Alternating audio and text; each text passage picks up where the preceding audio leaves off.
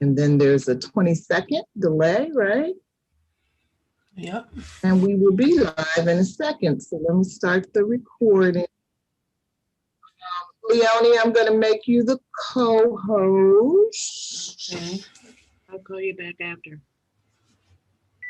Okay, so that's done. So hi, everybody. Hello. Hi. We have a new face. I was looking for Isaiah Imani, but this is Bruce May. Hi. Hi, Bruce. How you doing? Bruce. Hello. Do you happen to be the one who goes by the name Stranger Than Fiction? That's me. Yes. That's you. Okay, I'm Logan Michelle Odom. So we are Facebook friends, and I think Karen invited you, and Karen's hosting tonight. So I'm going to shut up, Karen, and take it away. All right, sounds good. Good evening, everyone, and thank you for joining us at the book club. We'll start with introductions, and be sure to show your book as your ticket. So we'll start with Michelle. Hi, everybody. I am Michelle Odom. I'm located in Brooklyn, New York, and here's my book. Happy to be here. Leonie. Hello, everyone. I'm Leonie. I'm joining you from Vancouver, British Columbia, Canada. And here's my book. I have the international version of Caste. Yeah. It has a slightly different name. Tell us the name, Leonie. The subtitle is different. It's The Lies That Divide Us. I like that title better. BJ. I'm BJ P. Graham. I'm in Boynton Beach, Palm Beach County, Florida. And I have my book. I have it both in Kindle and in the hard copy version. And I'm glad to be here. Hi, everyone. Hi. Hi. Bruce. I'm Bruce May. I'm from Somerset, New Jersey. And here's mine. Okay. Great. I'm glad that you could join us, Bruce. We're looking I'm forward. glad that you invited me. Yeah. And Venita. My name is Venita Walker, joining you from Cromwell, Connecticut. Here's my book, and I will also be your timekeeper this evening. If you allow me a minute to explain the rules, Karen, after our introduction, please. Thank you. Okay, great. And I'm Karen Johnson, and I am joining you from Salt Lake City, and this is my book. Okay. All right. You want to explain the rules? Yes. Each person will have 3 minutes to respond or share their thoughts for any particular question. I have an alarm. We'll go off in 3 minutes, but if you can't hear it, you can also set the alarm on your phone for 3 minutes when you start to talk. I do have a quiet alarm here because I didn't want to, just shake anyone with something loud, so you might not hear it sometimes. However, there's 3 minutes. If you need 1 minute more, because now we have a larger group of people, once the alarm goes off, you can request another minute. And with the 3 minutes, once the alarm goes off, you probably have about 5 or 10 seconds to wrap it up. Okay. Sounds Okay. good. Thank you. Appreciate it. You're welcome. So in this, in our readings today, we had chapters 11 to 13. And I'm not sure if you all had a chance to read the summary, but I guess I'll go ahead and read it, and then I'll choose a question. So in part 4, the tentacles of caste, Wilkerson identifies and describes a number of tentacles that operate as a stronghold in systemic ways in this society for the purpose of reinforcing and holding each caste group in its dominant or subordinate place. In chapter 11, Wilkerson argues that low-income and working-class whites have been suffering from economic insecurity, wage stagnation, and a thin safety net. When this caste group is compared to previous generations and counterpoints, and counterparts in fellow Western countries, this group is doing poorly and are not in a position to obtain the so-called American dream. Despite the precarity of their class oppression, the one thing that members of the lower rung white caste group hold on to is the quote unquote charm and the myth of whiteness that makes them in their way of life, quote unquote, superior. In chapter 12, Wilkerson does an excellent job in revealing how the concepts of the scapegoat of the subordinate caste is used as a weapon to unwittingly help unify the favored castes, to be seen as free of blemish, as long as there is a visible disfavored group to absorb their sins. So I'm gonna skip to the next, I'm not gonna read the rest of that, I'll skip to the next chapter 13. Wilkerson uses her personal story about dogs and the idea of the canine hierarchy as a metaphor in efforts to help the reader understand how the issues of dominance or submission in survival operates. She uses the terms such as alpha, omega, beta, gamma as a way to help support her metaphor, her argument. She argues that, quote, humans could learn a lot from canines, unquote. This reader feels that Wilkerson's thesis was not convincing in this particular chapter and her examples were problematic. I felt that this was one of the weakest chapters so far. So I'm gonna start with number one, and then can somebody read that? And number one, I broke it up into two questions. So somebody want to? Karen, first, Yes. I think Gio is coming in. Oh, okay. And we have, who else? Kim is coming in. Gio, you're muted. Are you there? Yep. Can you guys see me? Yeah, you want to do your introduction? Okay, sure. Hello, everyone. I am joining the meeting from Columbia, South Carolina, and my name is Georgette. Glad to be Hi. Thank you.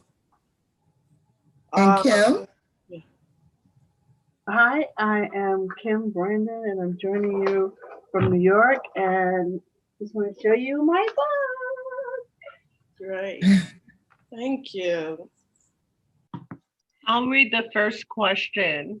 All right, thank you. Titles of newspaper articles, journal articles, manuscripts, books, book chapter, etc. are important, and they are used purposefully to capture the essence or the meaning of the author's written piece.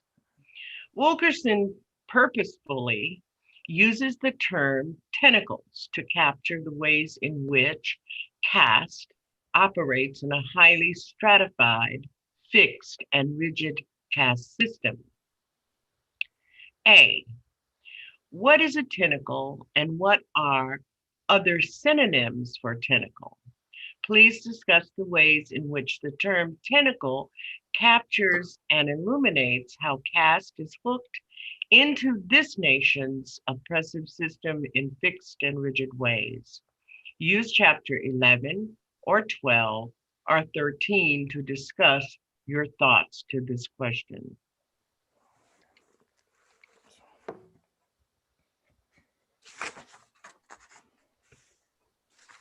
Thank you for reading. You're most welcome. Did you want the B part? Do you want the part? As well? Okay, yeah, we can read the B part as well. And then either one of you all could jump, anyone could jump in and respond. B of the first question. If caste is fixed and rigid, page 19, as Wilkerson argues, then is it possible for the subordinate caste groups to escape and unhook from the tentacles of caste? If so, please share how. If not, please share why not. Thank you. So anyone could jump in and respond to either A or B? I can name something, which is, I think, one of the tentacles could be, for example, around how you have a prison system that moves beyond exacting out punishment to actually tentacle of that prison system is actually around disenfranchising American citizens. So there isn't like there's no rational or natural reason why it is that a person would, for example, lose their right to vote because they have been incarcerated.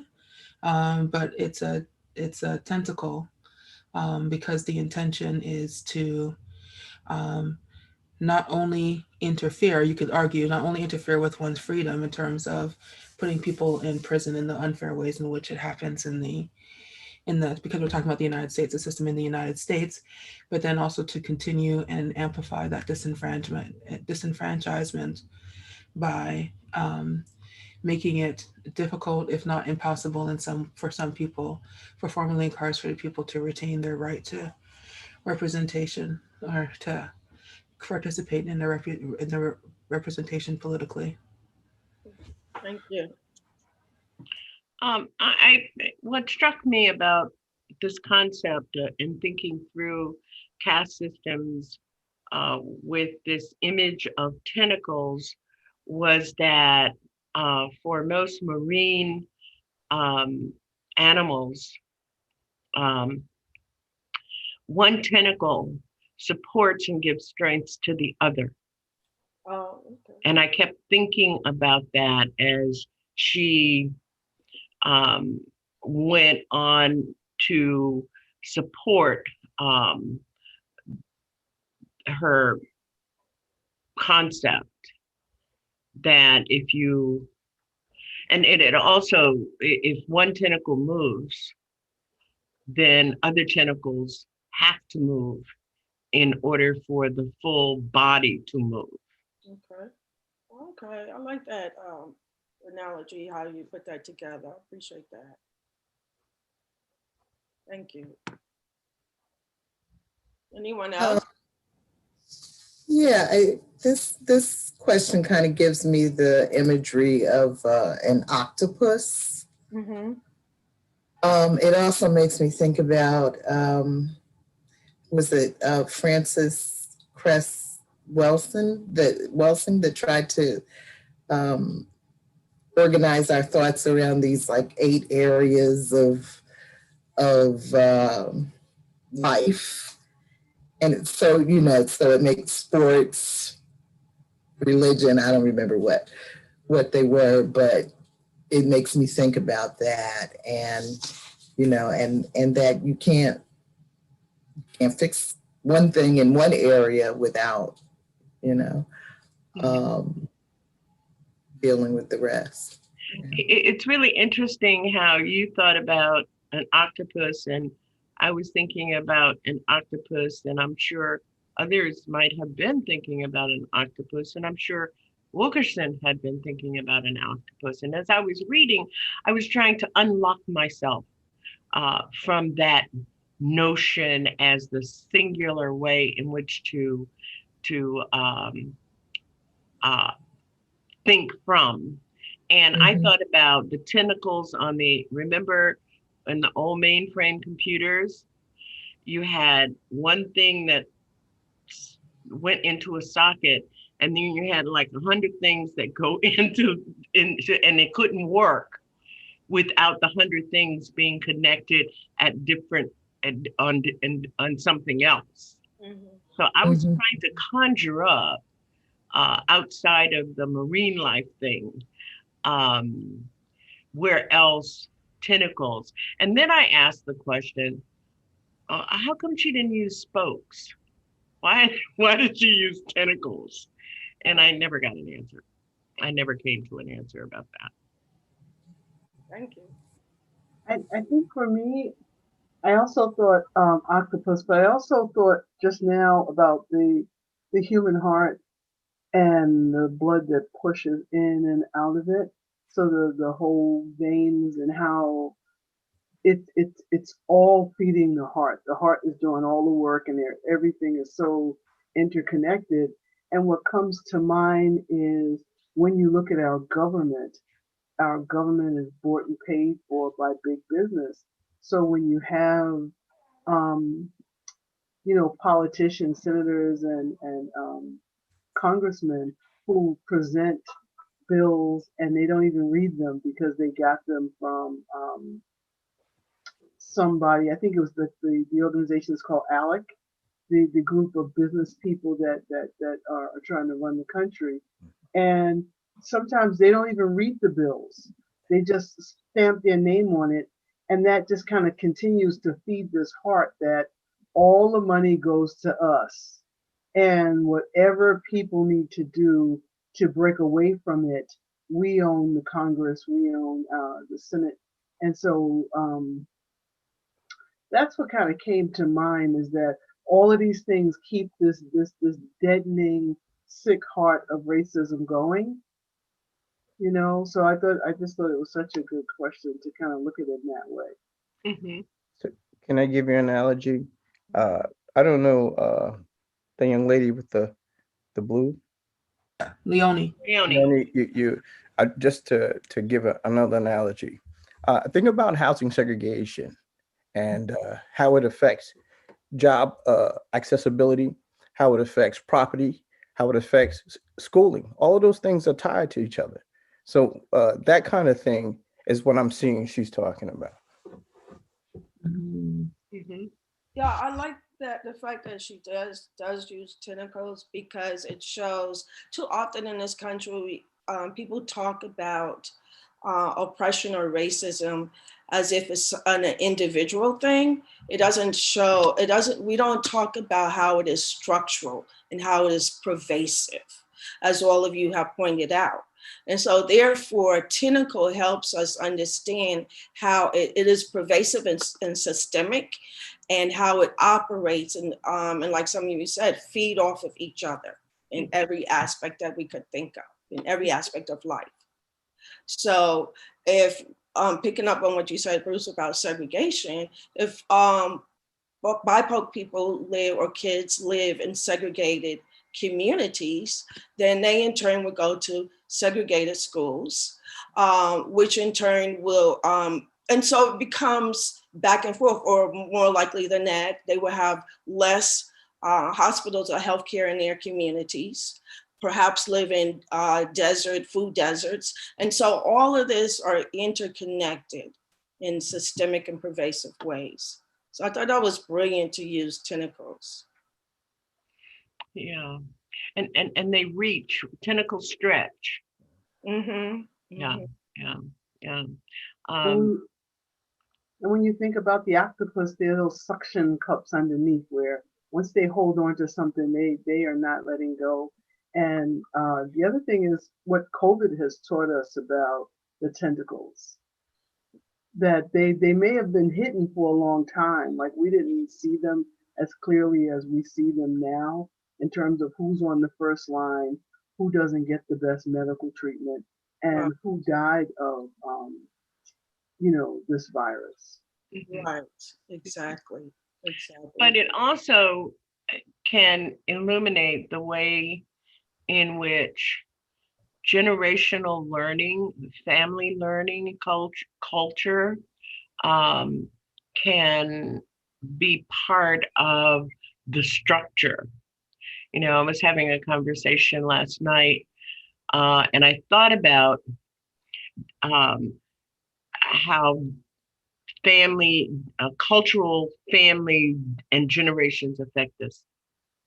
And one of the things on female mutilation, and I was doing a consulting, and the expert was saying the person that we need to get to is the grandmother, not the mother, not the father, not the young woman, the grandmother. She is the person who dictates the mutilation. And I was thinking, wow. So all this stuff, a lot of this stuff is, and Wilkerson says it. I mean, she expresses it in the book about how it is carried these things that are oppressive, this caste system is articulated as a way of living generation to generation. So I want to pick up on that in B, where it says, if caste is fixed and rigid, particularly as it pertains to the pervasiveness and systemic forms of oppression, then is it possible for the subordinate caste groups to escape and unhook from the tentacles of caste? If so, please share how. If not, please share why not.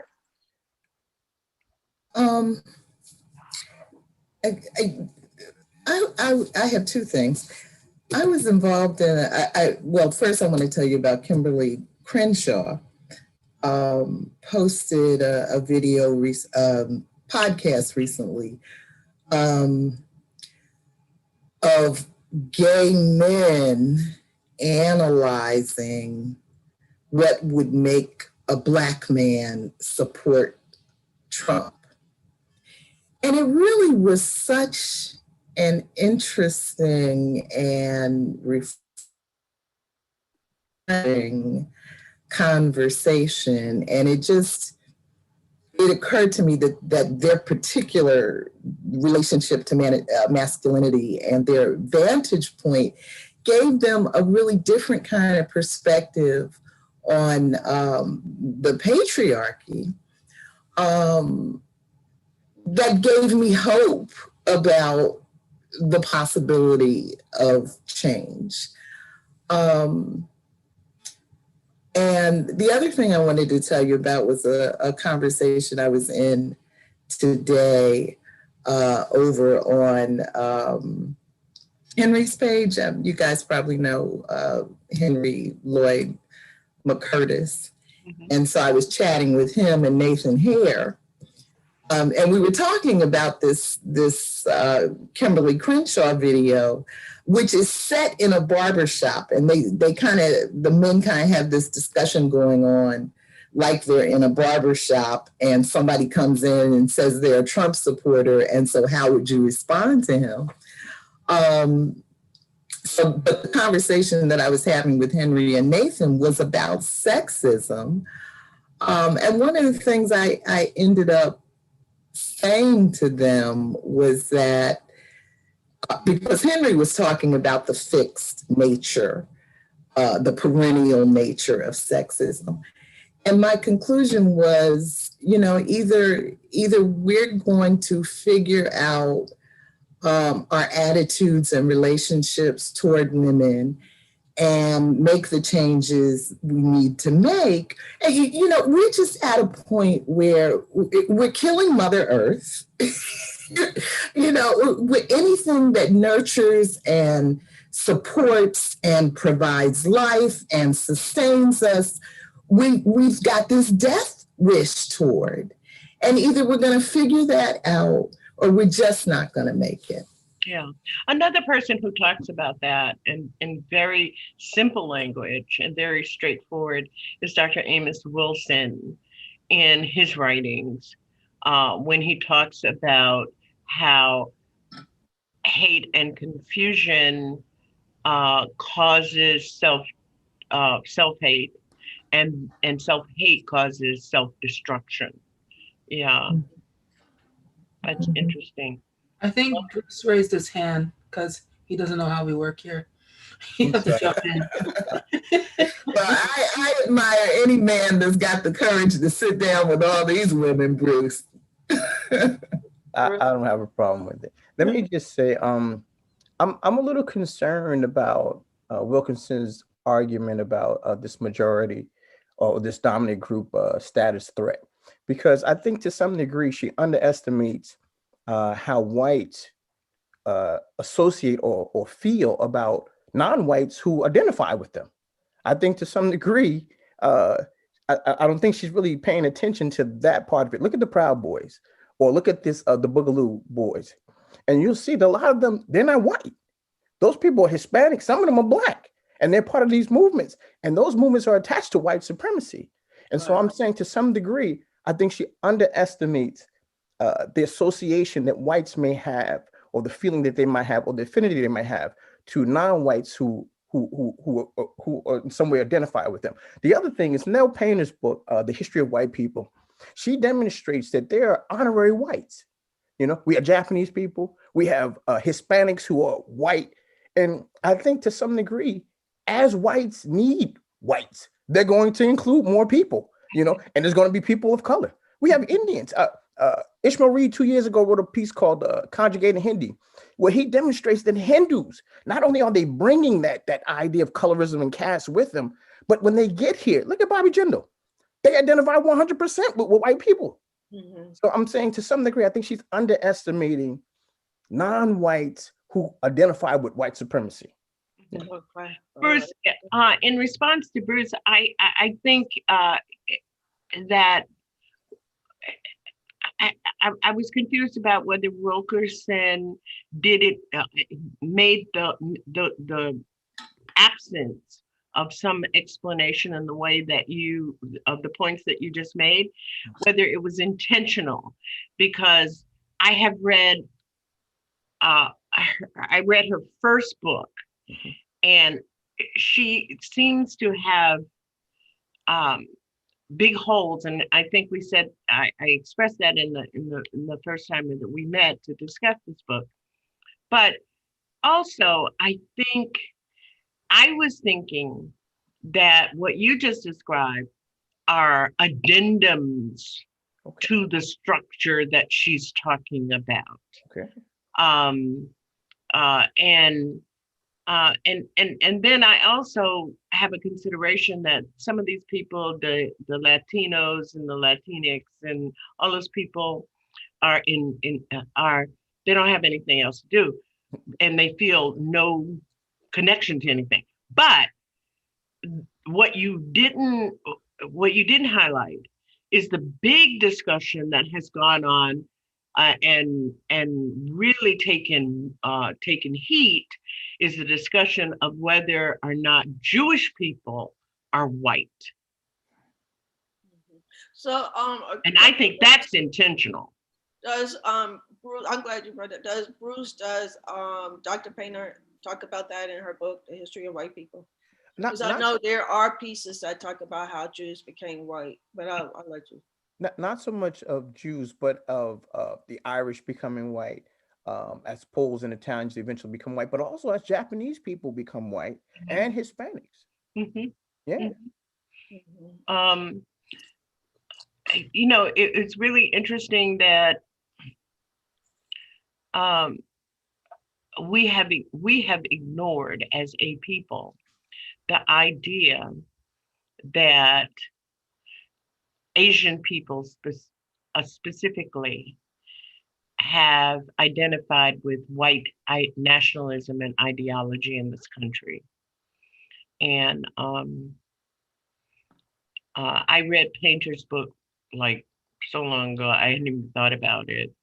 But Nathan and Julia Hare also addressed this issue back in the early 60s. And I can't remember which one of their books, because they were living in San Francisco and so, you know. I think that, you know, for Wilkerson, it might be an addendum, but actually, I think that's an oversight, because it's actually the condition of most people of color in the world. So the thing that you're describing around, like, for example, someone like how does a Bobby Jindal happen or whatever, is like to not recognize the role of colonialism that's not American. Yeah, Nikki Haley and I'll tell you, it just didn't start. I was an executive at Wang Laboratories, and it was a multi-billion-dollar corporation, and it was owned only by a father, and he and his family never believed they were they could barely speak English, never believed that they were anything other than white. Yeah. And so the thing to keep in mind, for example, around Japanese people is Japanese people are the ones that hold power. They're not one down. They are colonizers, right? So that's the mentality that they would bring in. That's what feeds and supports their mentality. So of course they would align themselves with whiteness, because they are from a dominant culture. And the other thing that I think, like, for me, this explains someone like Kamala Harris. I don't think that African Americans can appreciate how Kamala Harris happens, which is that she comes from parents who come from British colonial systems, and they're all and in those systems you have colonized thinking. It's all about respectability politics. It's all about fitting. It's all about fitting in. That's what that is what, because I come from the same background, being a person with Jamaican background, is that the way that you get forward is by assimilation into whiteness. And you have nothing else to turn to. You have no other way of understanding or identifying with the world, because so much of your association does have to do with coming from a deeply colonial, British colonial past. But I think you can also associate that with the boule of Black Americans, and that kind of respectability politics as well. But I don't. Yeah, the boule is real. I don't believe the boule is real. The boule is real. The thing that I think is a little different, that I see is different, is that what you'll see is like the recreation of white structure around power holding and identity. So say, for example, like your Jack and Jill or whatever thing, that is a recreation of whiteness that's done in blackface. Even you're right. You're so right. I'm sorry to I forget that there are other people in the room. Okay, I'm sorry. You're right. I just think that's I just want to comment on the positionality around it being an addendum. Thank you. We see it as a whole history. I don't know how many of you understand that the Lincoln Douglas balls that Black people were having in the 40s, 30s, 40s, and 50s to raise money as charity for the Black community to support their unfunded schools, et cetera, that was all an imitation of the American Red Cross ball. Can we welcome Nicole? Nicole, are you there? You're muted.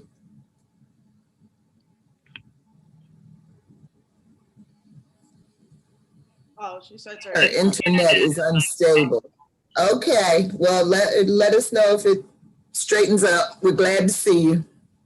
Let's go to, thank you for that discussion in that. And I want to move on to number 2. In chapter 11, dominant group status, threat, and the precarity of the highest rung. That's the title, right? Wilkerson helps the reader to understand the precarity of caste as it relates to the economic insecurity of poor and low-income white Americans. More specifically, Wilkerson notes that in the dominant castes, efforts to enact various forms of economic oppressive policies, poor low-income white Americans encounter for decades wage stagnation, unemployment, and the lack of healthcare, among other economic issues.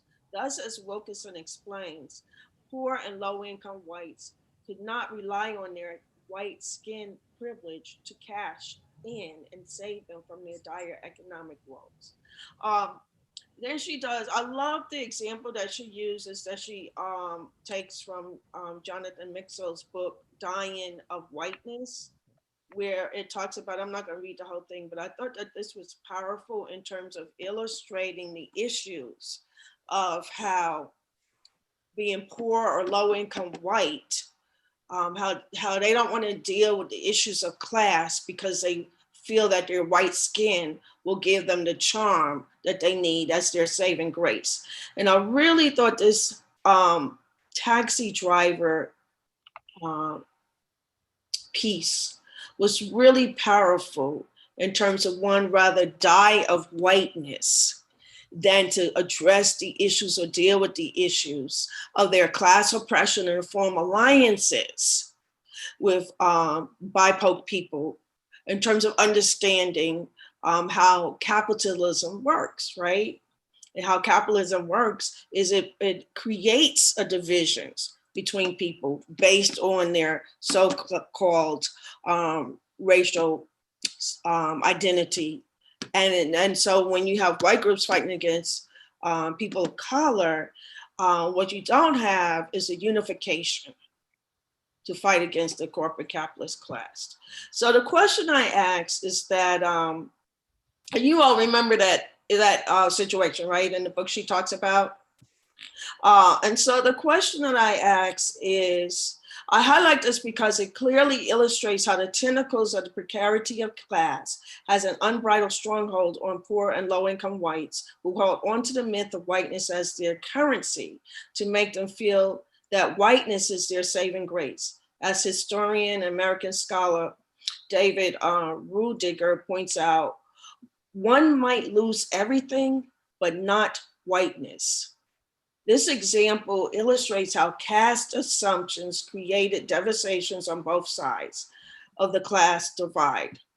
What are your thoughts regarding the example that Wilkerson describes in this chapter? What other examples can you share that illustrates Wilkerson's argument? Do you think her argument and examples are valid? That's A. And B, while Wilkerson does not center the issue of class-based oppression in chapter 11, the issues of class oppression and economic injustice indeed impact the lives of BIPOC and poor low-income whites in intersecting ways. Do you think that Wilkerson should have provided a historical legacy and or a more nuanced argument in her efforts to help the reader understand how class-based oppression intersects with caste as it operates in this settler colonial capitalist white supremacist patriarchal nation? In other words, do you think that the examples that Wilkerson provides are ones that are disconnected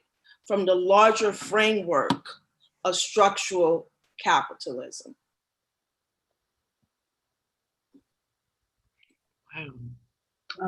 That was a mouthful. Question. I think there's an excellent question. My example would be, I remember when Trump was early in office and he had cut off the funding to one of the Meals on Wheels kind of programs. And they were interviewing a white woman and she relied on these meals every single day. And so when they asked her who she voted for, she said she voted for Trump, but she didn't think her meals would stop coming because she was white. Oh, okay. Excellent. She didn't think it had anything to do with her.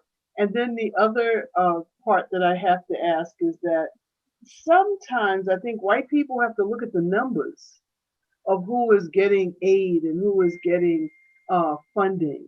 Yes. And that when you look at the number of people of color towards the number of white people, they got to know that it's a large majority of them that are getting some sort of governmental help, but yes. They see that white even overrides the way they define them, their own economic status. Yes, yes, excellent, love that, thank you. Karen. Just to piggyback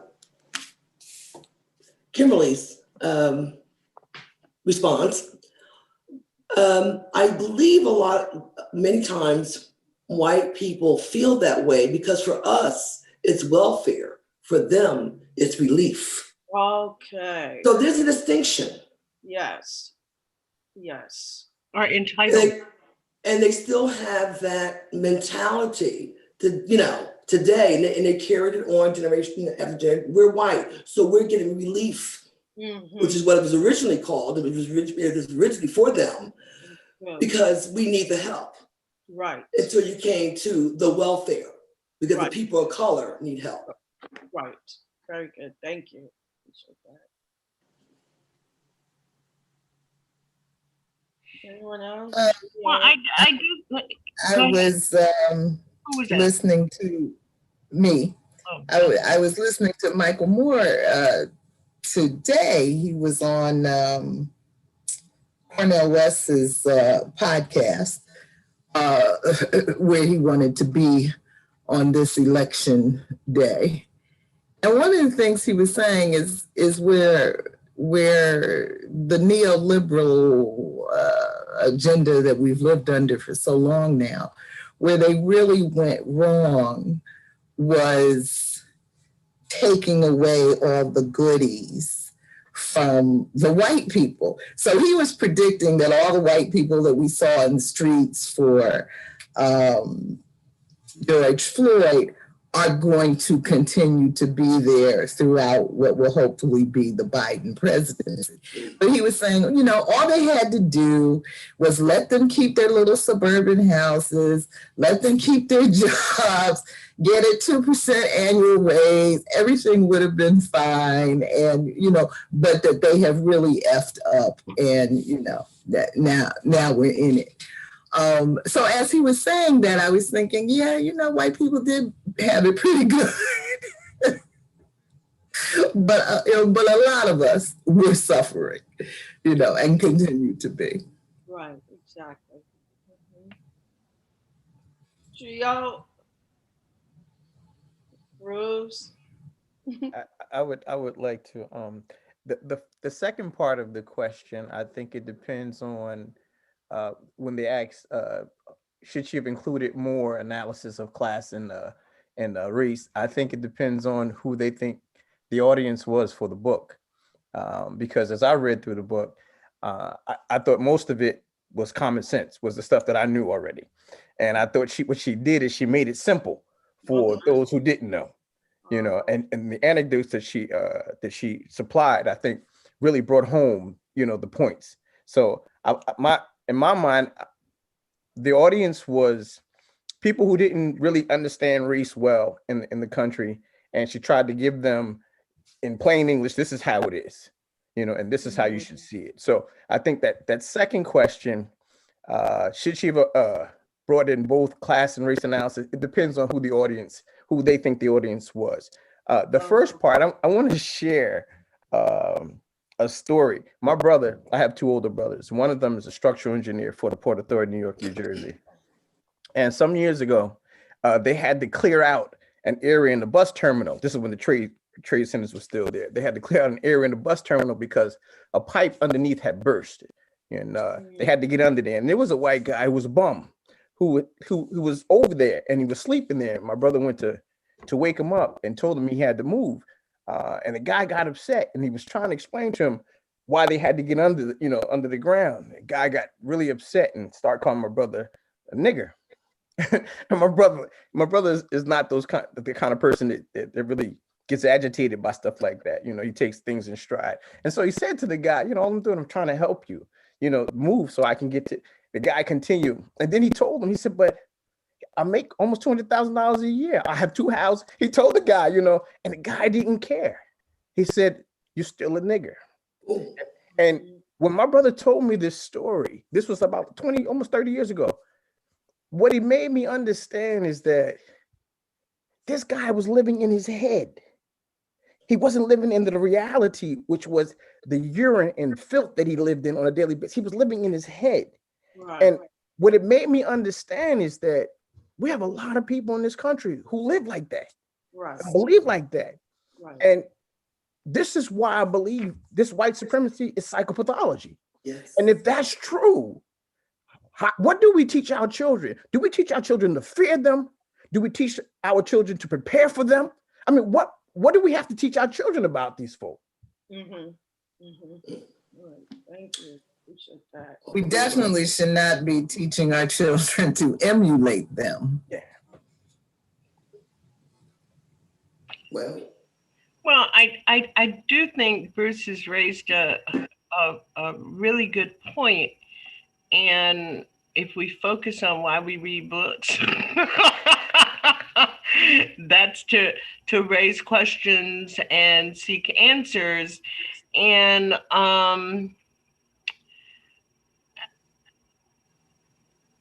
I think that the strategies that you use, for instance, in desensitization therapy, there are strategies for that, and there are strategies for other things. And I think for our children, we do have to look at some of the expert strategies that are used for other kinds of, for instance, I have a very good friend who is the psychiatrist that had to interview and deal with all of the little boys who were raped and sexually assaulted by priests in Boston.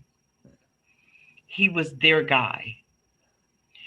And he had to create a whole new model of therapeutic approach because he was not allowed to let the children know that there were other children.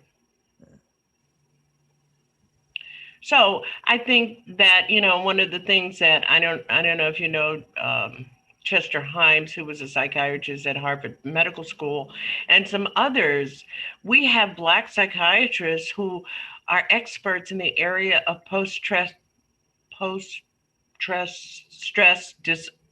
traumatic stress disorder. And those are the people, those are the resources that we have to begin to answer the questions that Bruce raises via Isabel Wilkerson. And until we get serious about that, our children, and this is the thing about passing it from generation to generation, because I know a whole bunch of Patels, and all the Patels came to this country. I must know 11 Patels. And I used to think that was really strange. Why, Patel must, I just simply thought Patel is like Jones in India. But it has a lot more meaning. So I think that we do have to be serious, and I'm always thinking from an activist point of view about how we garner the resources that we need to, as Kim said, to get from under the stoppers on the tentacles. Thank you. Gio, you want to share? Well, I think everybody covered everything. And you're kind of leading into your next question 3, about, this mass psychosis that's going on that we can't seem to shake. And for example, one of the news channels was interviewing voters, Trump voters, and asking them, well, what will you do if Trump wins or if he doesn't win? And they were just like deers in the headlights, right? They didn't have an idea. It was just unthinkable what would happen. Some people said, oh, I'll just go along as I've always been. And other people said, one lady said, I'm going to pray because, it's so awful. These people are just like Bruce said, living kids. They've created, this is a self-reinforcing colossal psychosis that's going on. They can't see reality. So I think what BJ said, how to get to that point where we can use all of these resources we have. We have people who know how to approach the psychosis and help us deal with it. But first you have to realize you're in it, right? You have to realize there's a problem. Mm-hmm. And until you start benefiting from the psychosis, then you can't accept a cure. You have to recognize there's a problem first. Mm-hmm. We've been trying to, in my family, or my daughter is highly radicalized, and she's buying a new house. And when I hear her describe about she wants not to have to deal with white people. She said that. She said, for my comfort and my peace. I don't want to have to deal with this anymore. I have to deal with it at work in order to earn a living. But when I come home, I just want to be done with their craziness. You know, and it breaks my heart because she sacrificed a lot for me to allow me to be an activist. You know, and here we are. You know, I'm a child of Jim Crow, and here we are. It's like a crazy loop, and we have to break it. You know, and this child has bought property that's out in the. All she don't have to worry about no people at all, because only the bears and the deer and antelopes and stuff. You know, but that's where we are. And maybe it's because we have avoided the entrenchment of their psychosis. So Nicole said the afterlife of slavery. But one thing I want to also say is, because I want to go back to us understanding the importance of looking at how class, the intersections of class, caste, and capitalism operate, right? And because I feel that we have to understand how capitalism operates. So that's when I appreciate the comments that you all made. But I think that what Wilkerson does, is that she, for the most part, she disconnects from the larger framework of capitalism for us to understand how the two go hand in hand. We're talking about a tentacle and how it's systemic. It operates in intersecting ways in terms of the experiences of oppression of people by their class and how it intersects with race. And so, like Bruce said, it's a psychosis when he talked about the homeless guy who felt that he could hold on to the charm of whiteness, not understanding how structural capitalism operates in his oppression. Or many of these Trump people who are supporting Trump, these poor white folks who are supporting Trump, not understanding how the intersections of whiteness and class keeps them in a state of the mythical and the charm of whiteness will save me. Right? And so I think it's important to make that connection. This country was built on the backs and the blood and sweat and tears of enslaved people. We built the economic system of this country. So we have to understand how the growth of capitalism intersecting with the oppression and the near genocide of Native peoples and the oppression of Blacks operate to understand it. So we can't separate that. And I think that that's one of my criticisms. I liked that chapter, but my criticism is that she disconnects it from the larger framework of structural capitalism.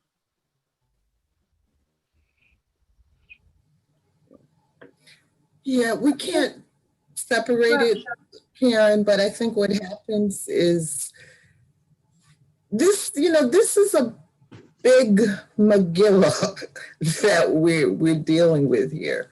I mean, I think if anybody could have saved us, Harriet would have done it. You know, it's bigger than that. Right. It's bigger than the best of us. Mm-hmm. So at some level, I think we can only handle it in pieces. And, you know, I'm the quintessential generalist, but I respect the fact that some things are so big, you need specialists working on it. And, you know, and as we talked before about having various specialists in our community, and I think picking up on what Gio and Bruce were saying about the psychosis going on here. And you didn't like the chapter on alpha dogs, but I like that chapter a lot. And for me, one of the things was this issue of if we don't have the right person in the right job, we are all fucked up. And we have a lot of going on in the Black community where we support and allow substandard. You know, I mean, the preacher can be fucking everybody in the congregation and we love them. We're okay with that. We're not holding out standards that we expect our experts and our leaders to live up to. We're just okay with whatever, you know, and that is because it is the wrong dog in the job. And so, you know, it has major implications, just like we are dying of COVID-19 because we have the wrong dog in the job, and white people who are so caught up in their psychoses are okay with that as long as it keeps niggas in check. Yeah. You know, to your point, I like to bring things to a contemporary place. A good example of what you just talked about, what Bruce talked about, and the comments that Gio made, and way going back to Leonie, is that we have a Black woman who heads up the largest HUD region in the country, accountable, responsible for everything that happens around housing in New York, New Jersey, Delaware. Huge billions of dollars.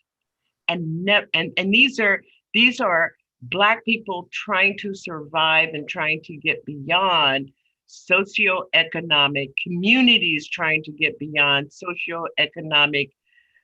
Everybody's trying to survive in her universe, and she has no housing, no community planning and development experience, training, or education. Every single person the dollar pointed to his cabinet, you know, it's just the wrong person. Yeah, and the thing is that I think we get caught up into, and it's not as simple as Zora Neale Hurston's some folks ain't your kin, some skin folks ain't your kin folks. I think it goes deeper than that. I think it goes back to the structure of the tentacles. It's built in. And the psychosis, going back to the psychosis and how we fix that, there were Black people who were unwilling to challenge those circumstances. I mean, Gio and Michelle know, I've been talking about this for 4 years because it just, the lives of children for generations are impacted by this allowance. And I was wondering, as I know Venita, I was wondering that while we can talk about this in generalities, if we can, you know, this thing that I was saying, we ought to be putting a workbook together from this book. If the reality is urgent, well, to me, it's urgent because whatever, you know, I know that I won't have enough time to do the work. All right, let's move on because it's 5 o'clock and we still have some questions to go. I appreciate you all's commentary and just also trying to be conscious of time. and the questions. So does anyone want to choose a question that they would like to answer, read and then answer?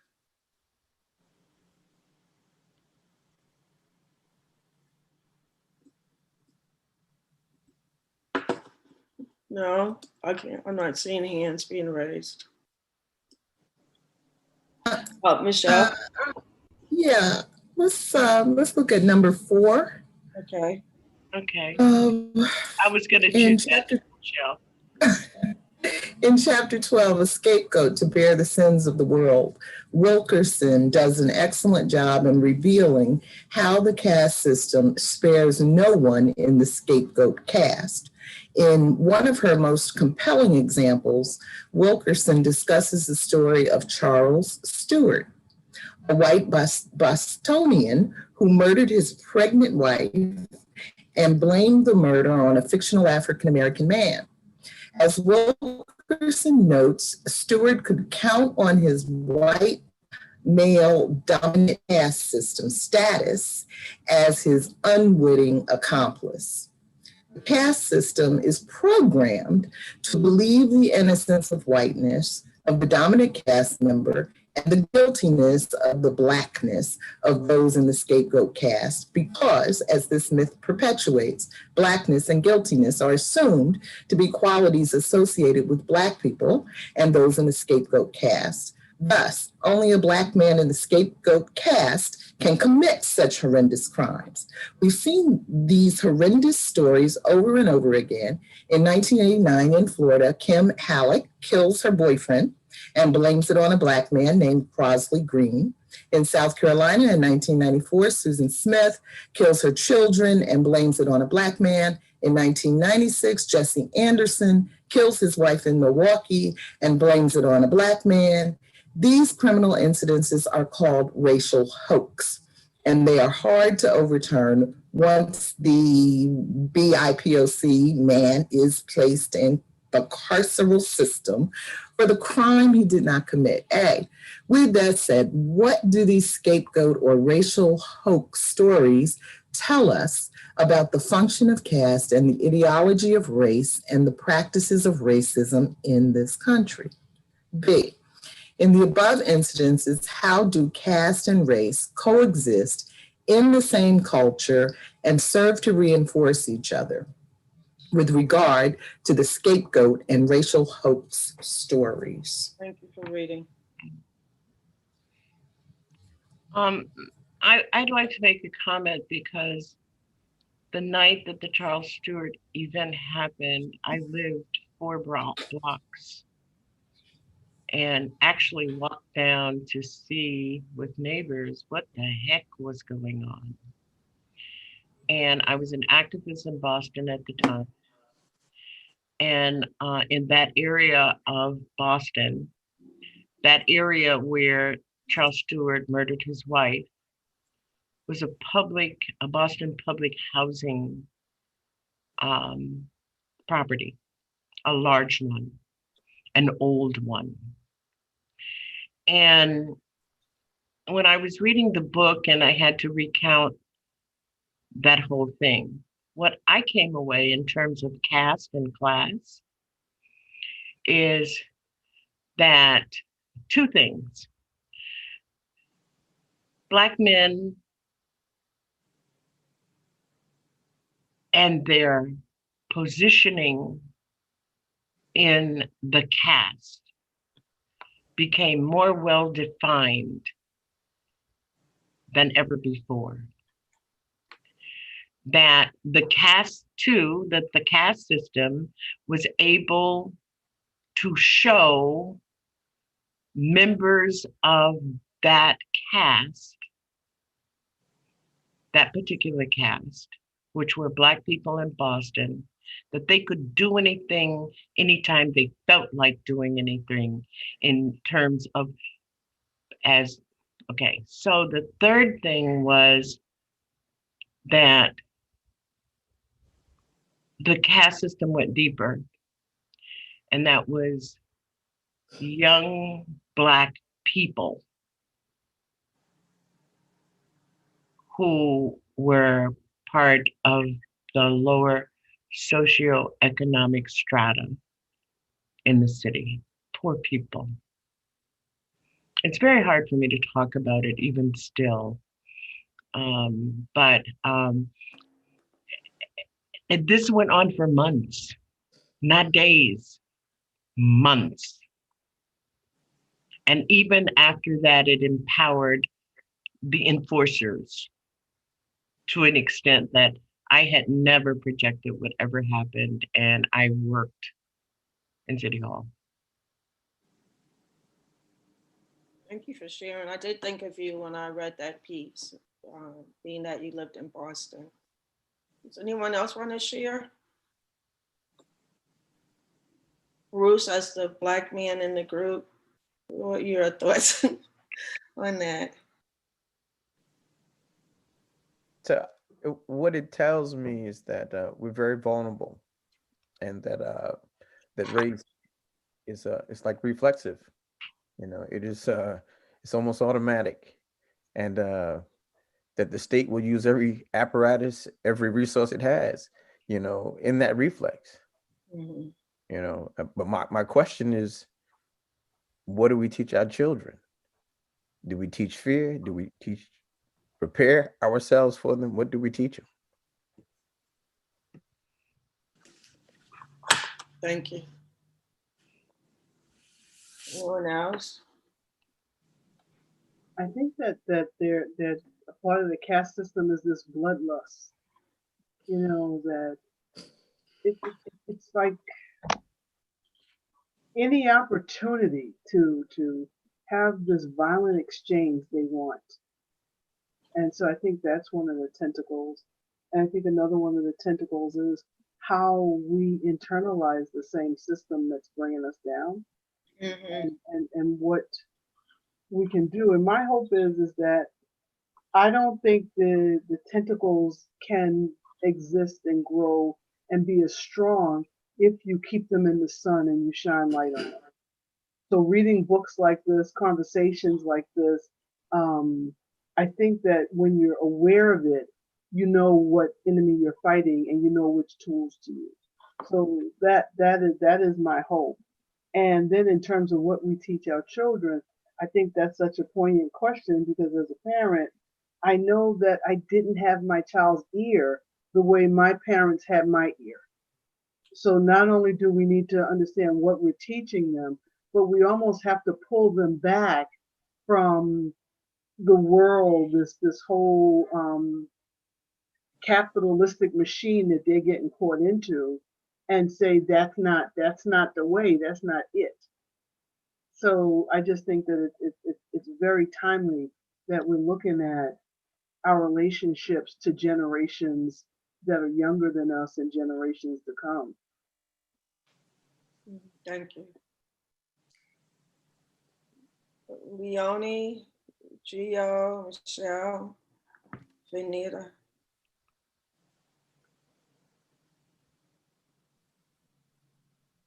You know, one of the things about asking the question about what we teach our children, I think sometimes we have to also ask another part of that question is where we teach our children. You know, home, school, church, community. Those are the places where our children learn. Basketball court, hanging on the street, hanging at the corner. Friends. The homes are friends. Yeah, and I think one of the things about scapegoating and racism more generally is that those are things that, you know, we don't control. Those are things done to us and we don't control that end of it. We can only control our reaction to it. Our non-reaction. Or non-reaction, yeah. And, you know, like if you think about this so-called president that, I can't wait for the polls to close. And we start to get some good news here, hopefully. But every single day, how he has been pointing that finger at somebody. You know, he just takes it to an incredible level. But so what was interesting to me, though, about this chapter was just to really think about the relief valve, that having a scapegoat provides. I think to a large extent, Black folks have wanted white folks to feel some kind of shame, guilt, sorrow, something, just feel something. And I don't know if we give as much credit to maybe all they're really feeling is light. That whole thing I've been talking about, Michelle, blinded by the whiteness. Yes. Yeah. But we just can't, if we acknowledge this is psychopathy, we just can't keep interacting with a psychopath and think things are going to be okay. Mm-hmm.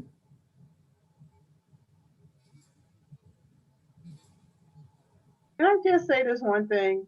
I cannot take another white woman crying when I have checked her because she was inappropriate. And so all of a sudden now she's the victim and I'm the bully in the room. And it's just, I have no more room for it. I just have any room for it. So you talk about pathologies. It's just like, I really, and Leonie's going to have to help me learn how to have conversations that kind of go, and why are you crying? I just need to get that off my chest. Thank you. Another one is, excuse me, I have to move on.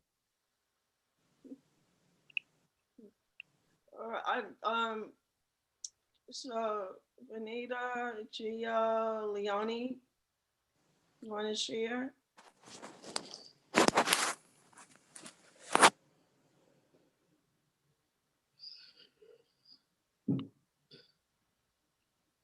Venita? I was waiting for Venita. I'm just trying to chill because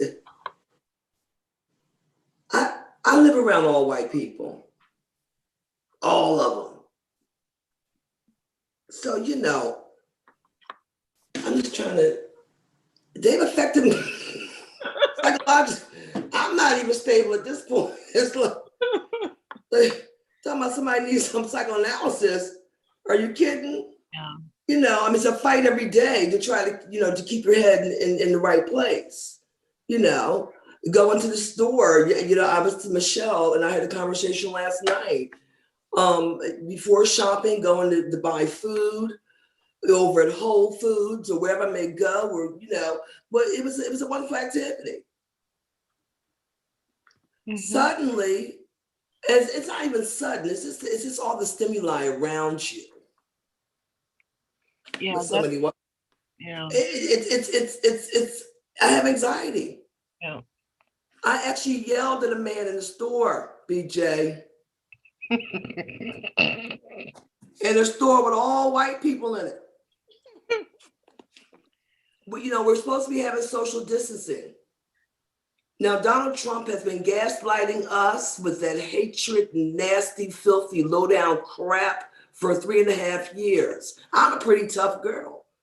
But I'm standing in the market at the butcher, trying to get my veal.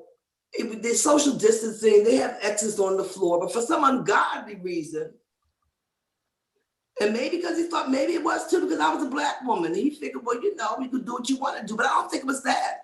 I just think he was out of his damn mind. There are X's on the floor, he called me the wrong day. The next thing I know, I've been going to the store for 30 years. I was shouting like a crazy woman in the middle of the grocery store. You know, it's just too much. It's just too much. And it really is about, just as we are cultured to always have the ability to pivot in this. We are two people in our heads in this country. Yes. Okay. Du Bois said it well. He called it a double consciousness, or somebody said double consciousness. Du Bois said double something else, but you know what I mean. So I think, Venita, that especially, I think that we have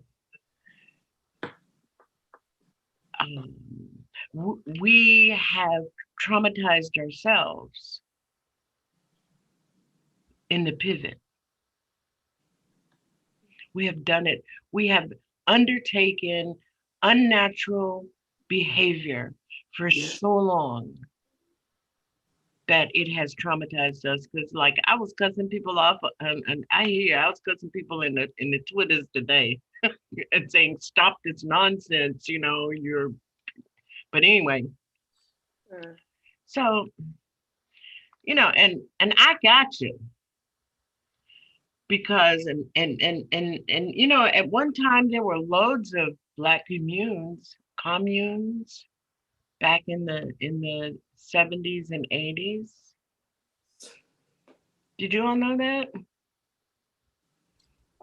Can I jump in a second? I'm sorry to cut you off. Yeah, no, you're not cutting me off. I'm just wandering around.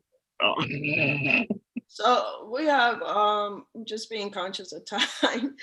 So we have about 13 minutes left, and I just want to ask you all, I was thinking about doing number 3, part D, or should I ask you all what was compelling to you in either of those chapters that you want to share? Compelling or not compelling? How do you want me to do that? Do you want me to do number 3D?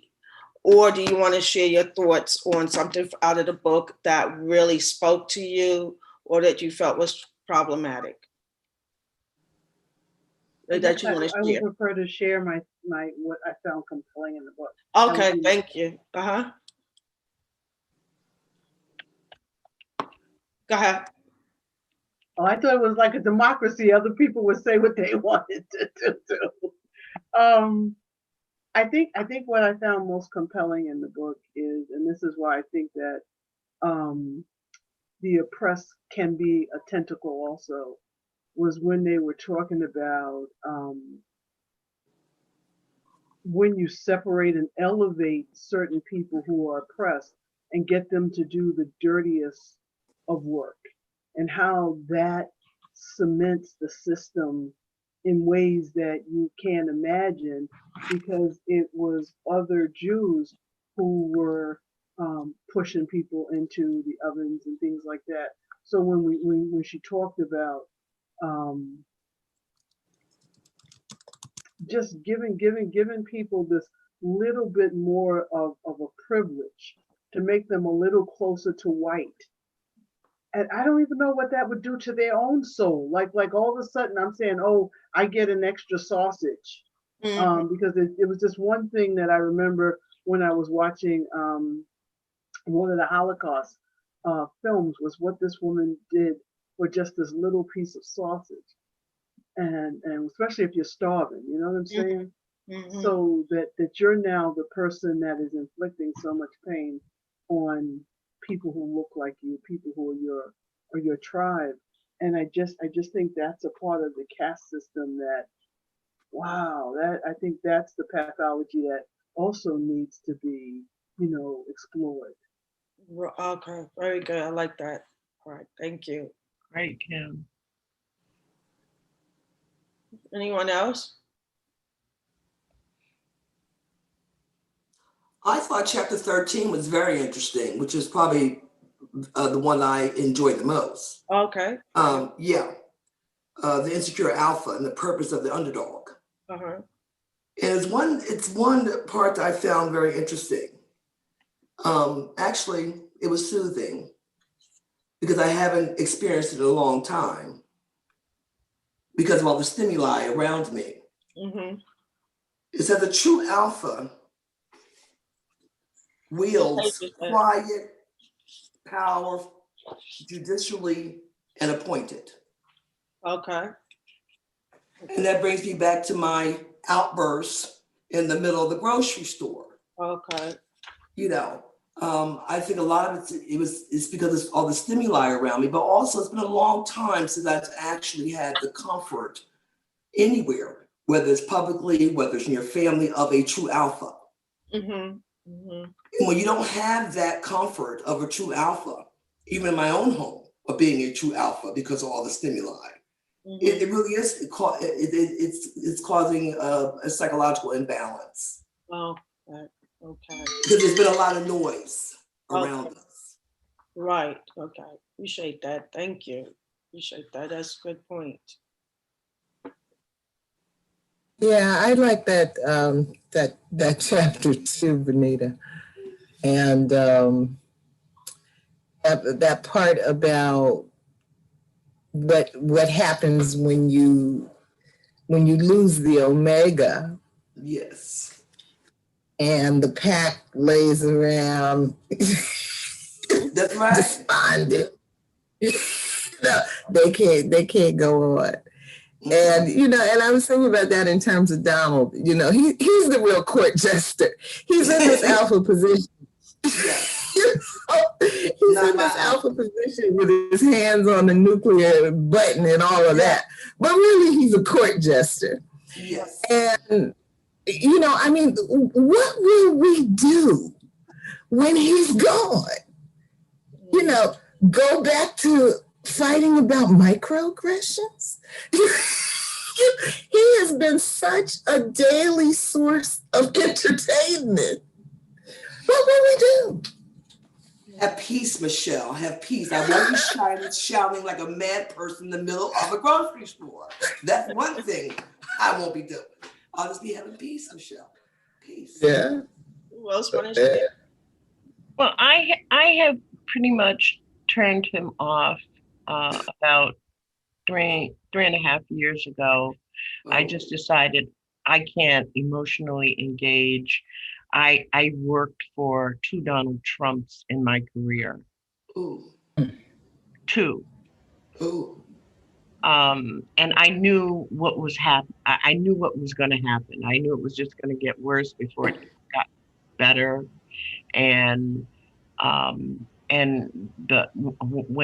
when he was impeached, and then he wasn't turned out of office by the Senate, my brain kind of like exploded because I knew that it was going to be worse. And we've seen him be the court jester, but we haven't seen him be the engineer in the basement. Mm-hmm. So I think it's really important to know what we're going to do.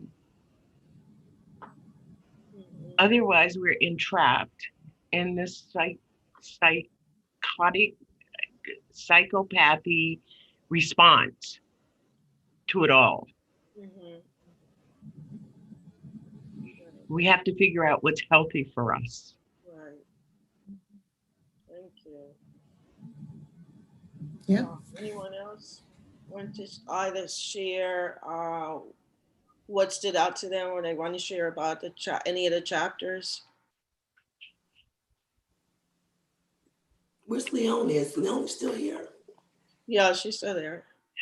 I do want to say in this chapter, We should also just, I just want to just get it on the record and mention the whole opioid crises. Yes. And, the sort of blindness that this psychosis leads to.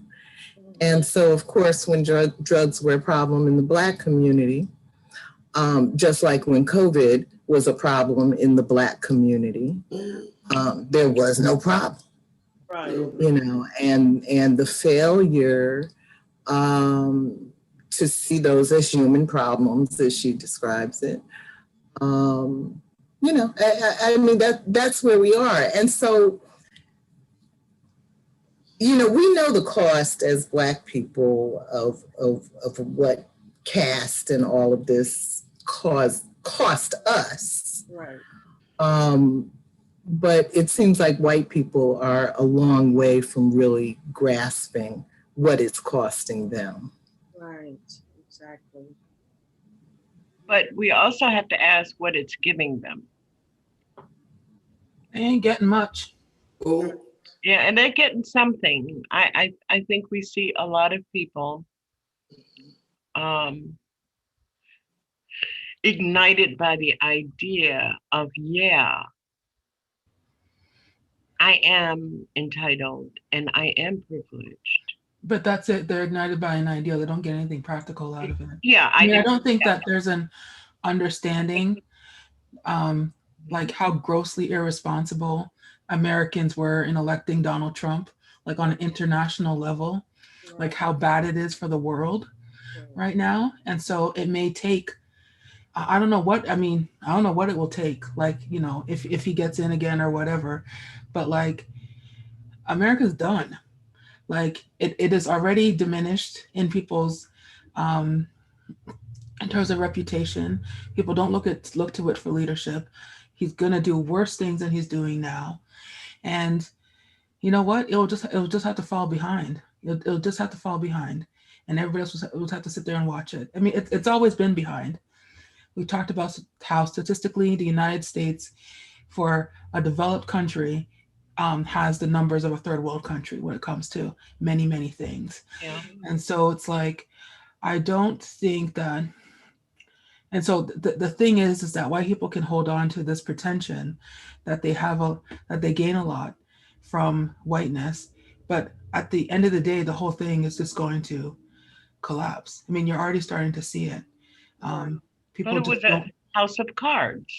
Yeah, because people just don't, I don't think that Americans grasp how bad it is for the world for an economy of that size to elect such a grossly irresponsible person, right? And so you're going to see it. Like right now, Americans can't travel anywhere, can hardly travel anywhere.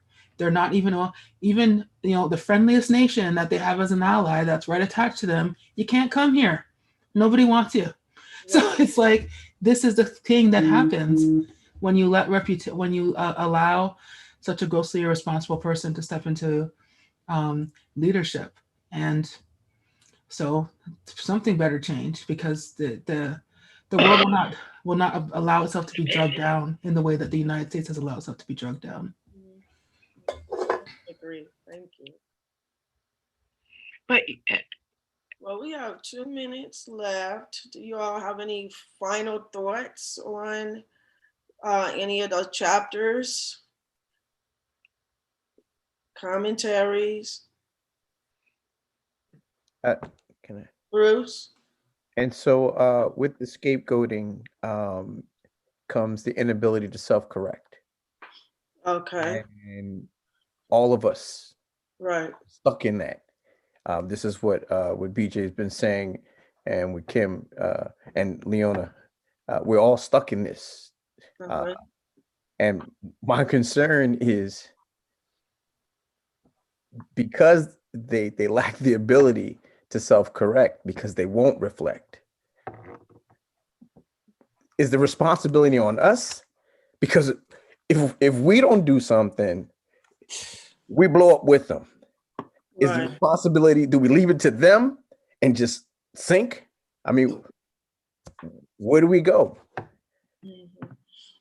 And so when we look at history in African Americans, from the time we were brought to these shores and to today, we consistently have fought and called them out on their oppression and fought for this nation to live up to its democratic creed. And I think that that's part of us as an oppressed group of people, always rise up and resist. And that has been our legacy. And I argue that will continue to be our legacy. We'll have certain people who will, or don't get that, but for the most part, we have continued to be, to use Leonie Glenier's terms, the canary in the coal mine, and those who have rised up to resist. Mhm. I think that's the only way we have to hold on to that hope. I always think about Alado Equiano. And Alado Equiano, he wrote his, I think I mentioned this before, and he wrote his narrative when he was kidnapped from I forgot which country in Africa he was kidnapped.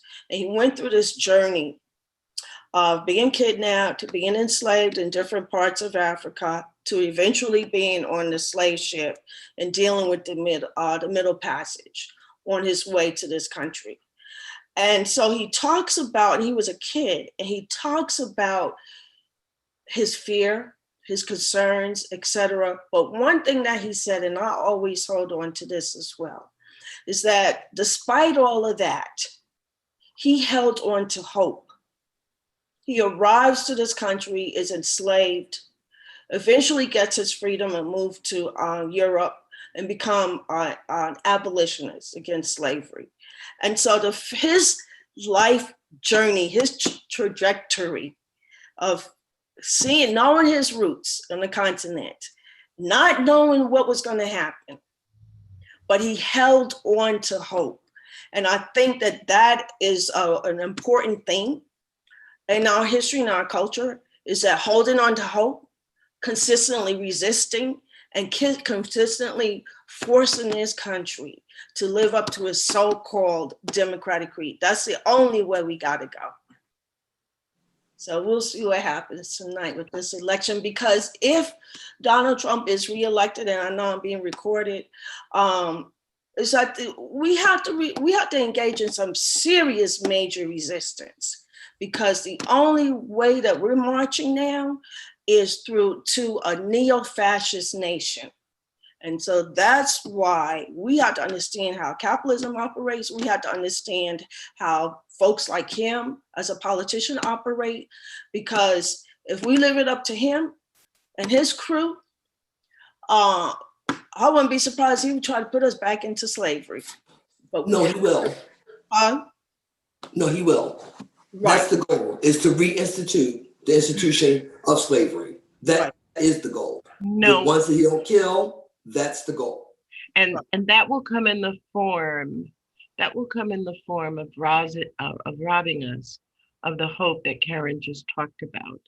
It will come in the form of taking away our defenses to create that hope, to hold on to that hope, and to claim that hope. And that is what he has been doing, because I believe that we are already living under a fascist criminal empire that was created by he and his corrupt minions. And in the background, you had the Koch brothers and Alec working for the corporatists to benefit from what he was doing. Can you imagine? I was listening to Leonie. Can you imagine for a moment how heads of states across the globe are just laughing like crazy at this at this lunatic? And they have not, if they could, they would, they have not been able to penetrate the damage of the American exceptional framework from which they have benefited. But you're absolutely right. But one of the things that I think about all the time, and I've been saying it, for God, how long? Oh Lord Jesus, how long? If we don't begin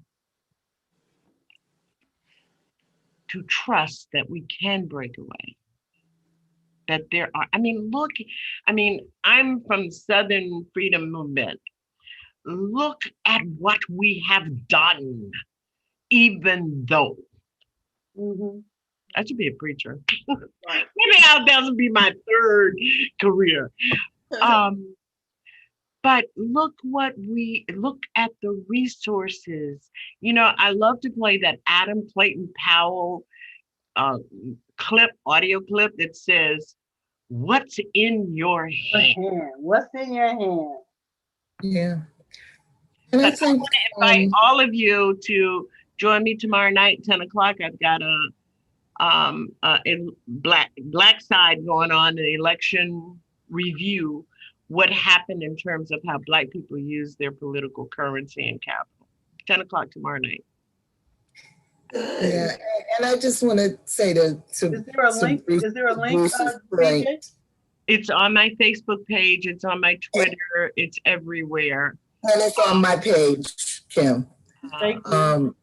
I just want to say to Bruce's point that, you know, and to what Karen was saying,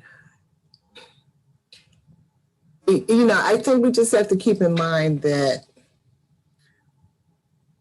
we have always been the people that have tried to hold America to its stated ideas, but white folks have never actually believed any of it. You know, they don't really believe the religion they espouse. They have demonstrated in these last 4 years that they are literally ready to throw democracy out the window if it means they get to hold on to their sense of privilege. Yeah, Mike Lee said it. One of them said it. He said democracy is not the point. Right, right. And so, you know, I mean, we're an ancient people. And I think that if we started to actually see ourselves as the parents in the room, we would be challenged to figure out if we're really going to let the baby in the diaper run the show. Yeah. Well, thank you all. This book is having a real, I don't know about y'all, but it's shredding me from time to time. It's just like, and you know, but this, the book club, the conversation has been so good because I feel like I can steel myself and I can get here.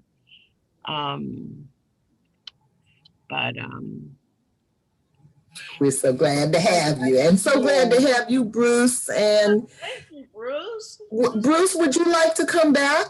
We're going to be here until like the end of December, every Tuesday, basically. I have no problem. I mean, as long as I'm able to, because I'm still teaching, you know. And okay.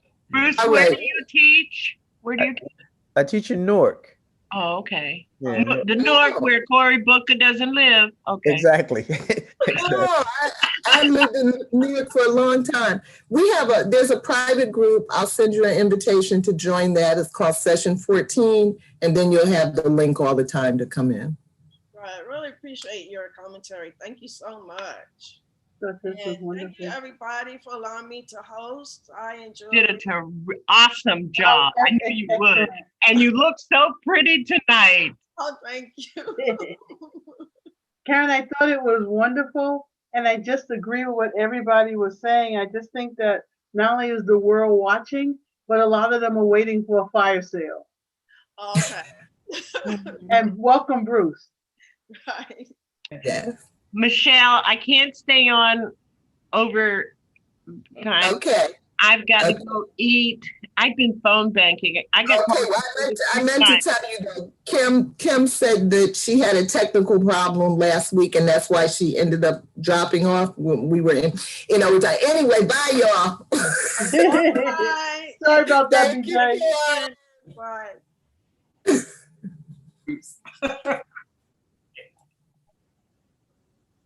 Yay.